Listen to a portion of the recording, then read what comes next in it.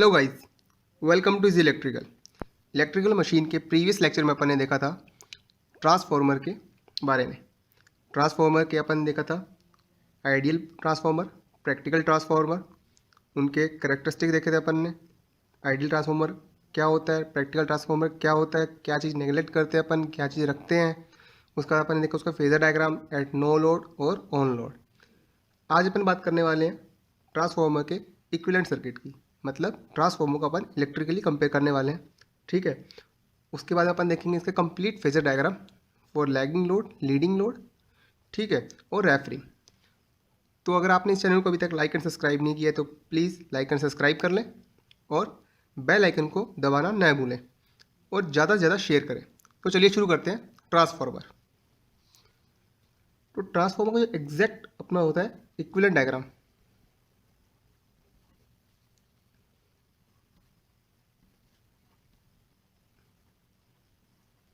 ठीक है।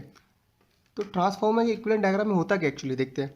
देखो, अपन ने बात की थी कि एक तो होता है अपना no load components. I naught current जो अपनी थी, क्या थी, नो लोड करंट थी, ठीक है। तो नो लोड करंट के अंदर क्या क्या कंपोनेंट थे अपने, एक तो था मेरा मैग्नेटाइजिंग कंपोनेंट,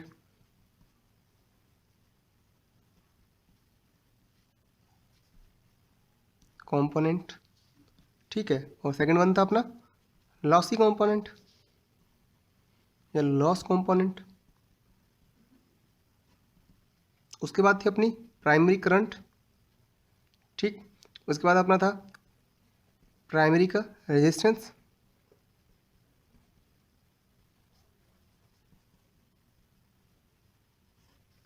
प्राइमरी का इंडक्टेंस, ठीक है, और फिर थी अपनी प्राइमरी वाइंडिंग। उसके बाद क्या था, सिमिलरली सेकेंडरी में क्या थी, I2 करंट थी अपनी, R2 रेजिस्टेंस ऑफ सेकेंडरी,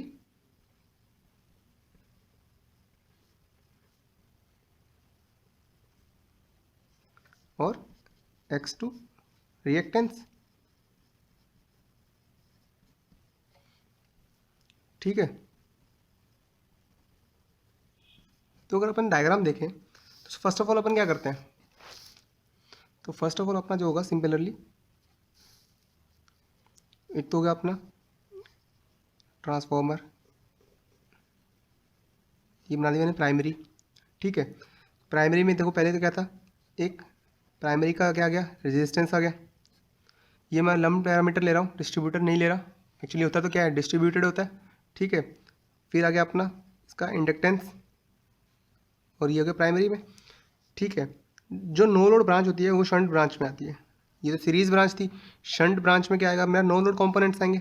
तो नो लोड कंपोनेंट में क्या था, एक तो लॉस ही था, मतलब I2R, मतलब यहाँ पे एक रेजिस्टेंस होगा, नो लोड कंपोनेंट, या मतलब कह दूँ मैं कोर लॉस के कंपोनेंट थे जो मेरे, और एक इंडक्टेंस जो मैग्नेटाइजिंग करंट में काम आता था। तो ये क्या होगी, मेरे प्राइमरी का इक्विवेलेंट सर्किट।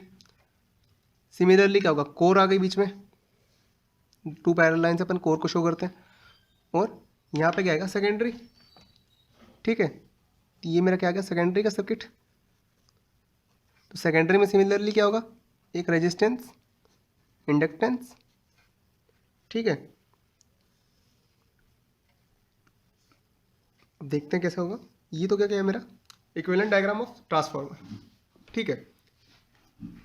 तो यहाँ पे क्या मेरा V1 जो मैंने इनपुट सप्लाई दी है, ये मेरी आ गई R1 रेजिस्टेंस, ये मेरा X1 आ गया रिएक्टेंस, ये क्या आ गया मेरा RC ले लेता हूँ इसको मैं, कंपोनेंट लॉस कंपोनेंट था मेरा, ठीक है। ये क्या था मेरा XM मैग्नेटाइजिंग कंपोनेंट, इसके अंदर करंट कौन सी फ्लो हो रही है, IM मैग्नेटाइजिंग करंट, इसमें IE lossy current. Total current कितनी थी, I0, यहाँ से कितनी करंट आई, I1, यहाँ पे कितनी बनी, I1 डैश, ठीक है। इसके जो मतलब टर्मिनल उस पर कितनी इंड्यूस EMF हुई, E1, ठीक। इसका N1 रेशियो, टर्न रेशियो, इसमें N1 N2 टर्न है। इसके टर्न पे जो इंड्यूस EMF थी वो कितनी थी मेरी, E2 थी। ये मेरा R2 आ गया सेकेंडरी का रेजिस्टेंस, और X2 रिएक्टेंस, उसके बाद टर्मिनल वोल्टेज मेरे को मिली V2। तो ये मेरा डायग्राम हो गया equivalent circuit diagram of transformer. ठीक है, इक्विवेलेंट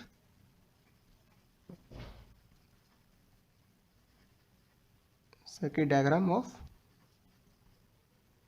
ट्रांसफार्मर। अब अगर अपन बात करें कि देखो R1 और X1 है, तो इसको मैं कंबाइन फॉर्म में लिखता हूँ। तो ये तो एक्चुअली होता है क्या है, JX1 होता है और ये JX2 होता है। ठीक है, तो Z1 मेरा क्या होगा, सब कुछ फेजर में चलता है इसमें। ठीक है, तो जो मेरा Z1 होगा, मैं फेजर दिखाई देता हूँ आपको, सब कुछ फेजर में होता है वैसे तो ये।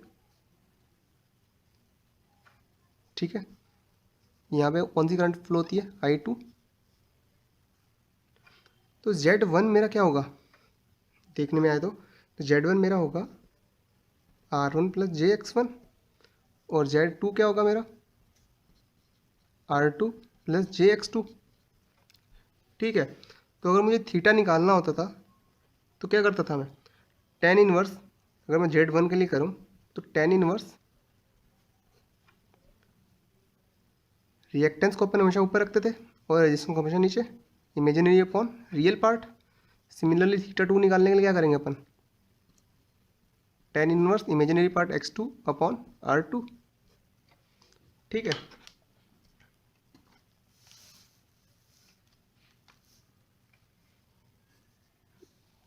ये अपना थीटा 2 निकल गया इसके लिए, और इसके लिए क्या निकल गया अपना लीकेज रिएक्टेंस, लीकेज इम्पीडेंस है ये प्राइमरी का, और ये लीकेज इम्पीडेंस किसका है, सेकेंडरी का। इसको अपन बोलते हैं लीकेज इम्पीडेंस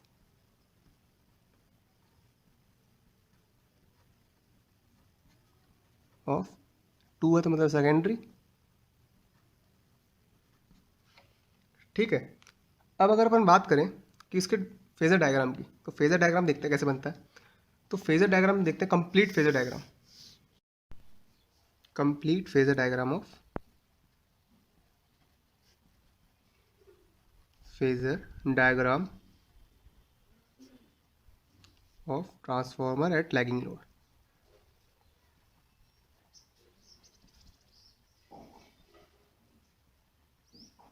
ठीक है, तो इसके अंदर देखते हैं अपन क्या होगा। सबसे पहले लेते हैं अपन फ्लक्स। ठीक है, तो ये मैंने यहाँ पे ले लिया फ्लक्स फाई। ठीक है, और जो अपना E1 और E2 होता है वो क्या होता है, अपोजिट इन फेज होता है। ठीक है, तो मैंने यहाँ पे ले लिया अपना E1, हाँ ये रहा मेरा E1 ले लिया मैंने यहाँ पे,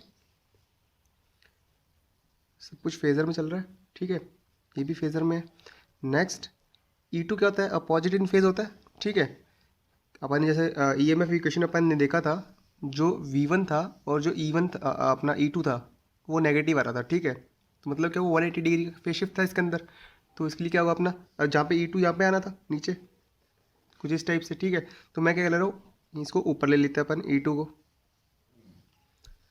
अगर E2 यहाँ पे है तो V2 थोड़ा सा इसे पीछे ही होगा। ठीक है, यहाँ मान लिया ये है अपना V2।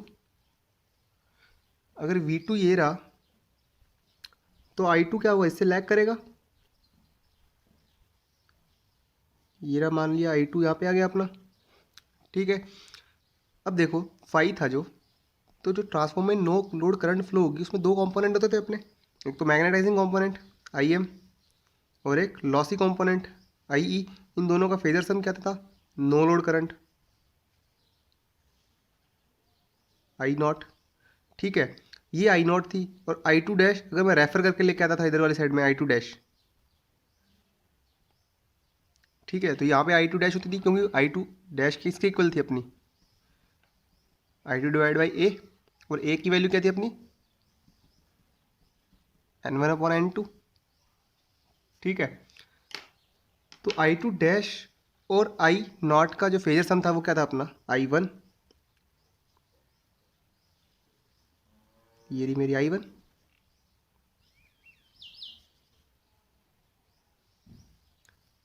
तो ये तो मेरा डायग्राम बन गया। ठीक है, फेजर डायग्राम हो गया। इसके बाद में देखो जो अपना ट्रांसफार्मर था, उस ट्रांसफार्मर में क्या था, कुछ इस टाइप से था अपना। ये प्राइमरी थी, प्राइमरी के अंदर क्या था, रेजिस्टेंस था, इंडक्टेंस था। सिमिलरली सेकेंडरी में क्या था, इंडक्टेंस था, रेजिस्टेंस था। ठीक है, R1 X1 R2 X2, तो रिएक्टेंस और रेजिस्टेंस, इधर भी रिएक्टेंस और रेजिस्टेंस। तो मुझे इनको भी तो शो करना है, क्योंकि इनमें से देखो I2 करंट फ्लो हो रही है, तो ये क्या होगा, Z2 क्या होगा मेरा, R2 प्लस JX2। ठीक है, तो इनके अक्रॉस जो वोल्टेज आएगी, टोटल वोल्टेज कौन सी होगी, V2 plus drop equals to E2, वही तो होगा।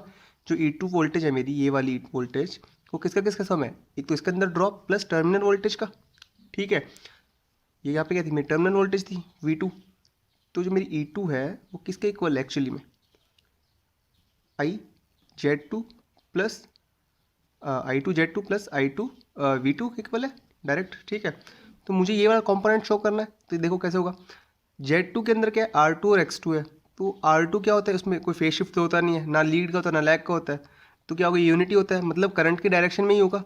तो करंट की डायरेक्शन I2 ये रही। ठीक है, तो यहाँ पे दिखाने से बजाय मैंने यहाँ पे दिखा दिया इसको, इसकी डायरेक्शन में, इसके पैरेलल में। ये क्या है मेरा, I2 R2। और देखो I2 X2 कहाँ पे होगा, जस्ट इससे 90 डिग्री पे। I2 से 90 डिग्री पे होगा, और I2 से 90 डिग्री मतलब इससे 90 डिग्री पे ले लेते हैं यहाँ पे। तो ये क्या हो गया मेरा, I2 X2। और ये वाला चीज़ क्या हो जाएगी मेरी, देखो इन दोनों का फेजर सम होगा जो मेरा, वो तो मेरा I2 Z2 है। ठीक है, तो ये क्या हो गया मेरा I2 Z2। सिमिलरली अगर बात करें अपन प्राइमरी के लिए, ठीक है, तो प्राइमरी साइड में भी सिमिलर होगा। जैसे कि मेरा क्या है, ये देखो V1 था जो, तो अगर मैं V1 के लिए देखूँ, तो जो मेरा V1 है वो किसके किसके इक्वल है, I1 Z1 प्लस E1 के इक्वल है। ठीक है, तो मेरे को V1 चाहिए, तो E1 तो मेरे पास है, I1 Z1 है, और Z1 के अंदर क्या है मेरा, तो Z1 है वो एक्चुअली किसके इक्वल है, R1 प्लस JX1 के इक्वल है। ठीक है, तो I1 R1 कहाँ पे होगा, I1 की डायरेक्शन में, ये I1 करंट थी, तो I1 डायरेक्शन में यहाँ पे होगा। तो सिमिलरली इसके पैरेलल में एक लाइन खींच देता हूँ। ये क्या आ गया मेरा, I1 R1, जस्ट इसके पैरेलल में लाइन है ये। ठीक है, उसके बाद में क्या होगा, I1 X1 जस्ट किसका होगा, 90 डिग्री इसके। तो इसके 90 डिग्री अपन ले लेते हैं।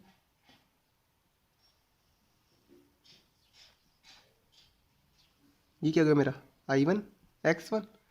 ठीक है, और E1 प्लस ये ड्रॉप, देखो I1 Z1 नहीं चाहिए था मेरे को, तो ये देखो यहाँ से यहाँ का इसका क्या होगा, ये I1 Z1 हो गया मेरा।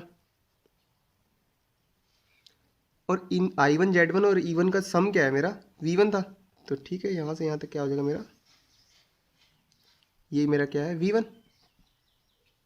तो ये मेरा बन गया कंप्लीट फेजर डायग्राम फॉर किसके लिए, लैगिंग नेचर लोड के लिए। ठीक है, ये सब कुछ फेजर क्वांटिटीज़ है, ये I0 IM IE सब कुछ फेजर में है। तो ये मेरा बन गया complete phasor diagram eight lagging load. तो अपन ने इसमें देख लिया, एक तो ये आ गया अपना बात, Z2 वाला Z1 आ गया।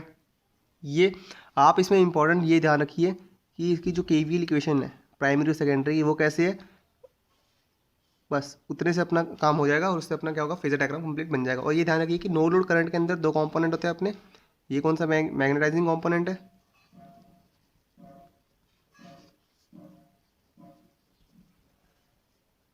और ये वाला कौन सा कंपोनेंट है, लॉसी कंपोनेंट है, कोर लॉस कंपोनेंट जिसको बोलते हैं अपन। ठीक है, तो ये बन गया अपना लैगिंग नेचर के लिए। अब अगर बात करें लीडिंग नेचर के लिए, ठीक है, तो लीडिंग नेचर के लिए कैसे बनेगा,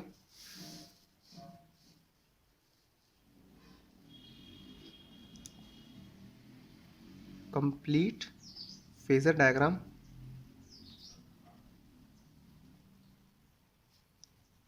फॉर लीडिंग नेचर लोड। अगर लीडिंग नेचर के लिए बनाना होगा, तो सिमिलरली पहले तो क्या करता हूँ, मैं I0 वाले कंपोनेंट ले लेता हूँ।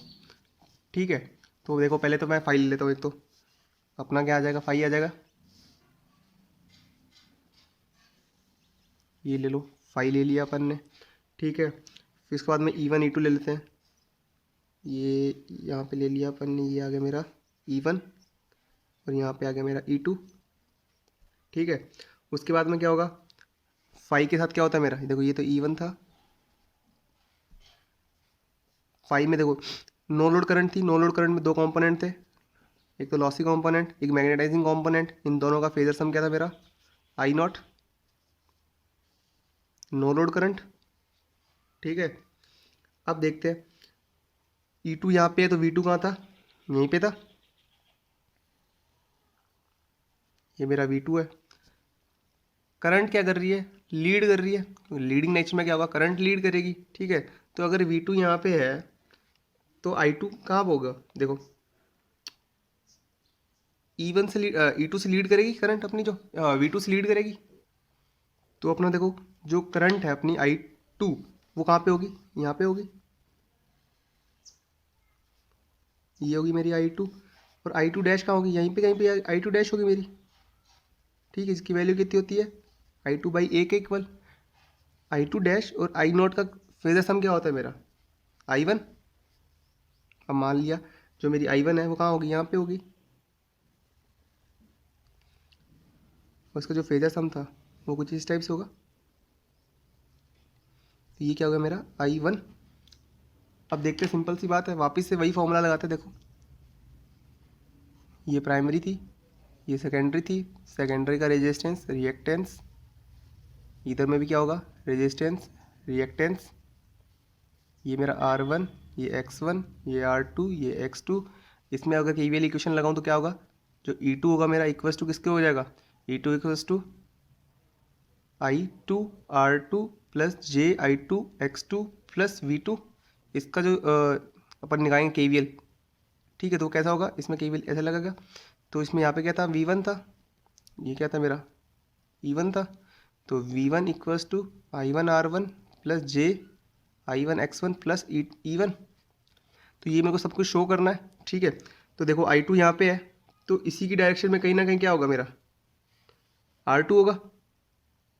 ठीक है, और फर्स्ट ऑफ ऑल अगर अपन लीडिंग नेचर ले रहे हैं, ठीक है, तो लीडिंग नेचर में होता है कि एक्चुअली जो अपने टर्मिनल वोल्टेज होती है वो क्या मिलती है अपने को, इंड्यूस ईएमएफ से ज़्यादा मिलती है।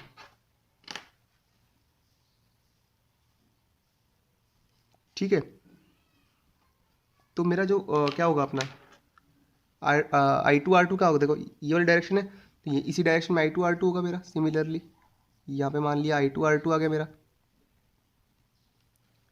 ठीक है, देखो ये वाली लाइन और ये वाली लाइन पैरेलल रहनी चाहिए, क्योंकि I2R2 इसके आगे आना चाहिए था। ठीक है, तो ये वाला I2R2 क्या आ गया, यहाँ पे आ गया, और I2R2 से क्या है, देखो उससे क्या है, I2X2 का है 90 डिग्री पे आई से, तो यहाँ पे 90 डिग्री होगा, तो मैं यहाँ पे ले लेता हूँ, ये क्या आ गया मेरा I2X2। ठीक है, अगर ये I2X2 है तो देखो ये वाली जो चीज़ है ये क्या है मेरी I2Z2 आ गया, ये बन गया अपना सेकेंडरी साइड के लिए कंप्लीट फेजर डायग्राम। अगर प्राइमरी की बात करें तो प्राइमरी में देखो क्या क्या है, I1R1 आना चाहिए। ठीक है, तो I1R1 के लिए देखो फर्स्ट ऑफ ऑल अगर I1 यहाँ पे है तो इसके पैरेलल में यहीं कहीं होगा अपना I1R1। ठीक है, जस्ट इससे 90 डिग्री पे क्या होगा मेरा I1X1, ये वाली चीज़ क्या होगी मेरी I1Z1। ठीक है, और यहाँ से यहाँ तक क्या होगा मेरा V1। ठीक है, ये सब कुछ फेज़र में चल रहा है, तो ये मेरा डायग्राम बन गया किसके लिए, complete phasor diagram for leading nature के लिए। ठीक है, ये सब कुछ अपना क्या आ गया इन फेज़र फॉर्म।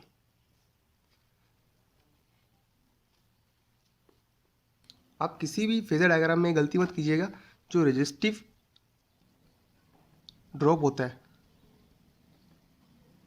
वो हमेशा लेस देन होता है रिएक्टिव ड्रॉप से। वोल्टेज ड्रॉप की बात कर रहे हैं अपन। ठीक है, ये इंपॉर्टेंट लाइन है, X2 जो R2 से बड़ा होगा और X1 R1 से बड़ा होगा।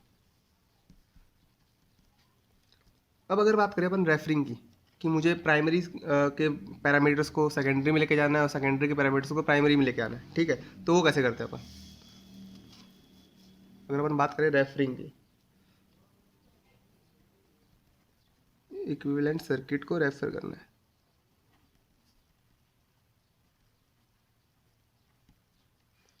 ठीक है, अब मान लो सेकेंडरी से प्राइमरी में लाना है,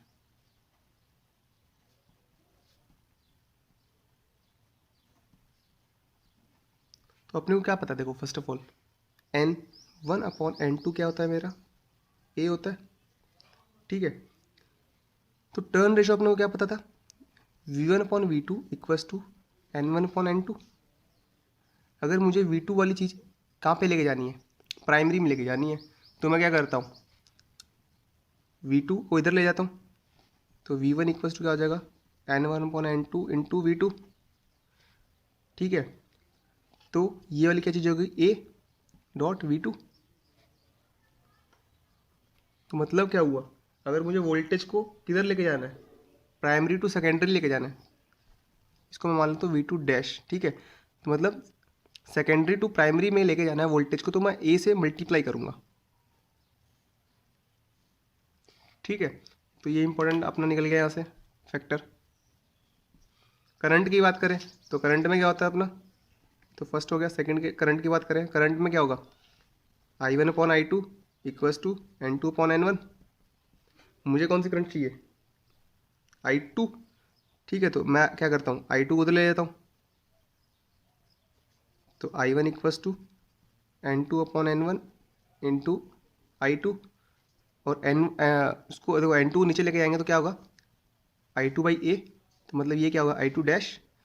मतलब क्या हुआ कि अगर मेरे को करंट को सेकेंडरी टू प्राइमरी लेके जाना है तो ए से डिवाइड करना पड़ेगा, ठीक है। ये भी एक इंपॉर्टेंट रिलेशन हो गया।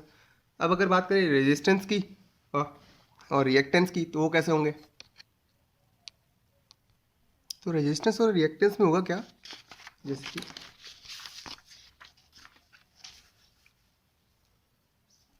अपन बात करें रेजिस्टेंस रेफर करने, ठीक है।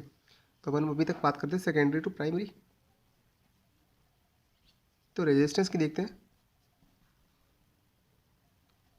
तो ट्रांसफॉर्मर के अपन ने जो सेकेंडरी में इक्वेशन बनाई थी, केवीएल इक्वेशन, वो क्या थी, E2 equals to I2R2 plus J I2X2 plus V2। अब देखो, अब अपन ने वोल्टेज में लिया क्या था ऊपर में, देखो वोल्टेज को किया था ए से मल्टीप्लाई, ठीक है। तो मतलब क्या हुआ, जो अपने पूरी इक्वेशन है उसको ए से मल्टीप्लाई कर देते हैं, ठीक है। तो AE2 equals to AI2R2 plus JAI2X2 plus AV2।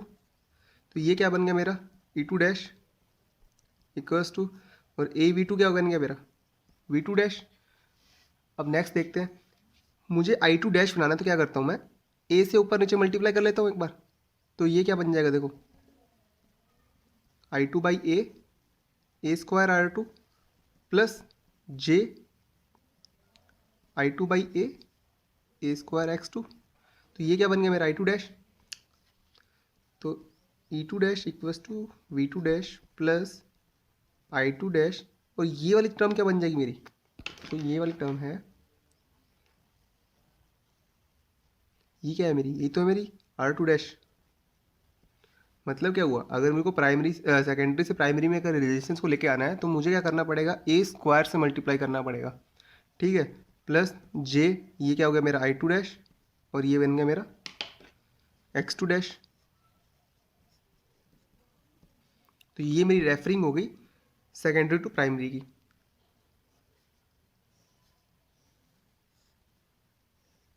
और इसका जस्ट अपोजिट होता है प्राइमरी टू सेकेंडरी मिलाना, ठीक है। तो अगर प्राइमरी टू सेकेंडरी की बात करें अपन, कि प्राइमरी से सेकेंडरी में कैसे आएगा,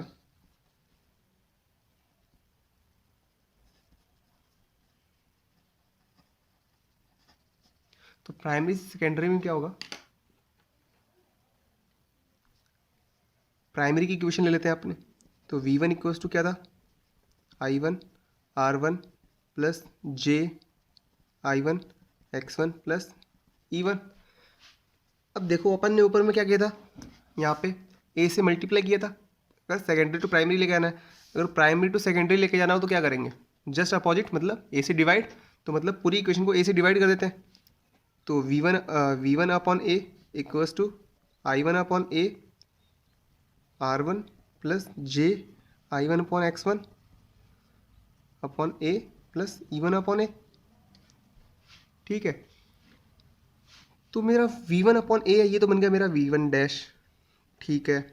इक्वल्स टू E1 अपॉन में बन गया मेरा E1 डैश प्लस, अब देखो मुझे I1 अपॉन ए, तो I1 अपॉन ए क्या था एक्चुअली, सेकेंडरी टू प्राइमरी था, और प्राइमरी से सेकेंडरी में लाने के लिए क्या करना पड़ता है, I1 को ए से मल्टीप्लाई करना था, तो मैं ऊपर नीचे एक से मल्टीप्लाई कर लेता हूँ, यहाँ पे ए अपॉन ए कर लेता हूँ। तो जो मेरा ये वाला टर्म है AI1, ये तो बन गया मेरा I1 डैश इंटू ये वाला जो टर्म था मेरा R1 अपॉन में ए स्क्वायर प्लस यहाँ पे सिमिलरली ऐसा होगा तो I1 dash upon into X1 upon a square. ठीक है, तो जो ये वाली टर्म है वो मेरी क्या बन गई, ये मेरा R1 डैश हो गया, ये मेरा X1 डैश हो गया। तो मतलब फाइनल इक्वेशन जो V1 थी वो क्या थी, V1 dash equals to E1 dash plus I1 dash R1 dash plus I1 dash X1 dash, ये J लगा लेते हैं यहाँ पे। तो ये क्या हो गया मेरा, प्राइमरी टू सेकेंडरी में हो गया ट्रांसफ़र। अब अगर अपने अप्रॉक्सीमेट इसके जो डायग्राम है वो देखते हैं कैसे बनते हैं। अगर मैं क्या कर रहा हूँ, प्राइमरी वाले देखो प्राइमरी वाले को नहीं, सेकेंडरी वाले को प्राइमरी में ट्रांसफ़र कर रहा हूँ, ठीक है, सेकेंडरी टू प्राइमरी, उसका इक्विवेलेंट डायग्राम बनाना है, इक्विवेलेंट सर्किट। ठीक है, तो होगा क्या, देखो सबसे पहले अपना क्या होगा, जो ट्रांसफार्मर था एक्चुअली कुछ ऐसा था, अपना सर्किट कुछ ऐसा था।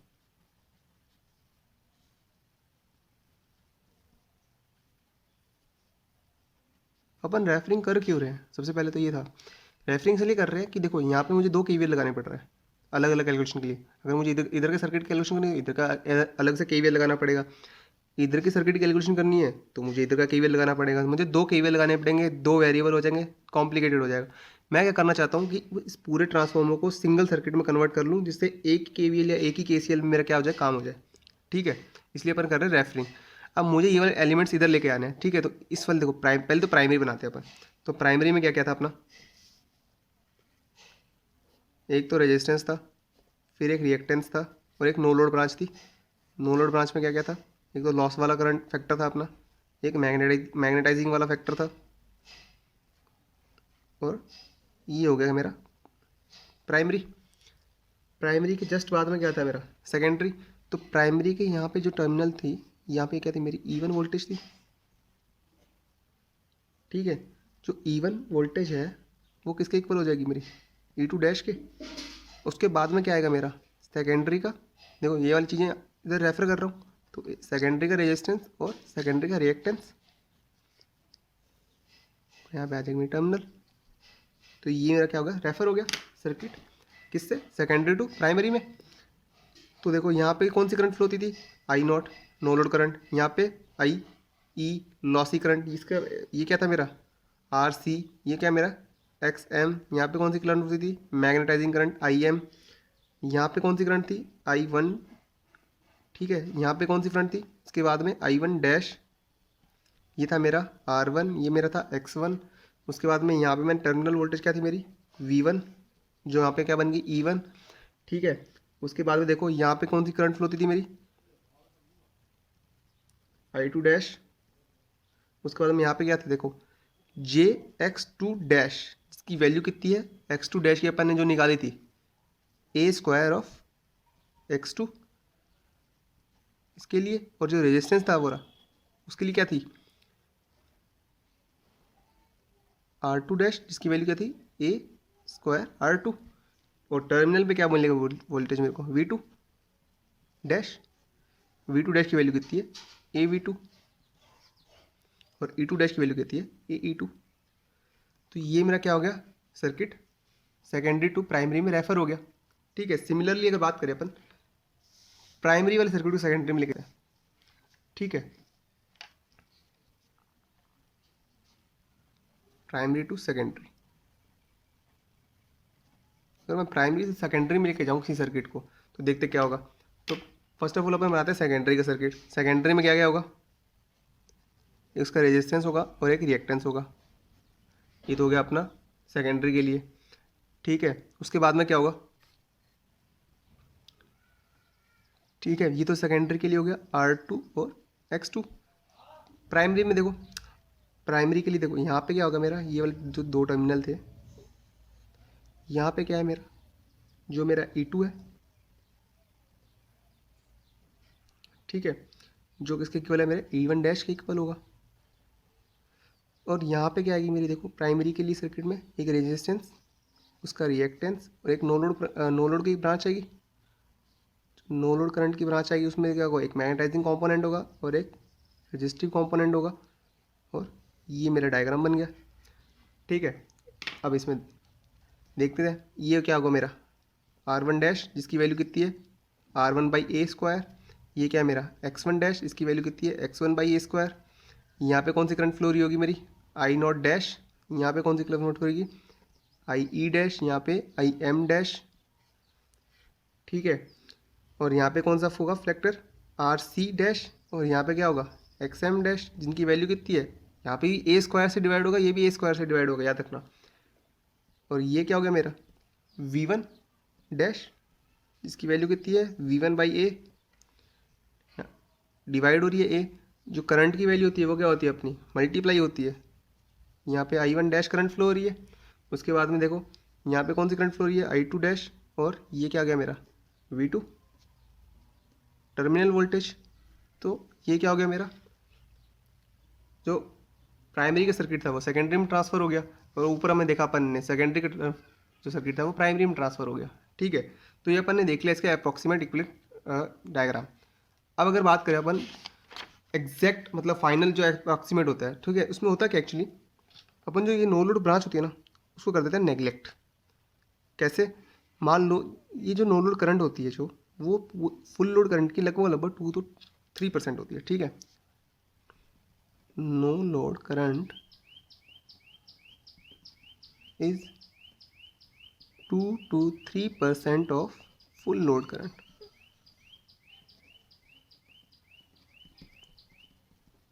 अगर ये 2 to 3% of full load current है तो मतलब क्या हुआ, अगर इस पूरे सर्किट में 100 एम्पीयर करंट फ्लो हो रही है तो इसमें 2 एम्पीयर करंट फ्लो होगी, तो अपन 100 एम्पीयर के मुकाबले इसको अपन नेगलेक्ट कर सकते हैं ना।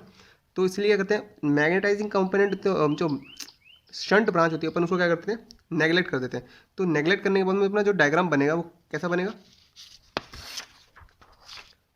अगर अपन बात करें एग्जैक्ट इक्विवेलेंट सर्किट की, तो उसमें क्या होगा, जो अपनी शंट ब्रांच है वो क्या करेगी, नेगलेक्ट कर देंगे। नेगलेक्ट कर देंगे तो क्या होगा, देखो एक तो प्राइमरी का सर्किट बचेगा, एक सेकेंडरी, प्राइमरी का रिएक्टेंस, सेकेंडरी का रिएक्टेंस, सेकेंडरी का रेजिस्टेंस।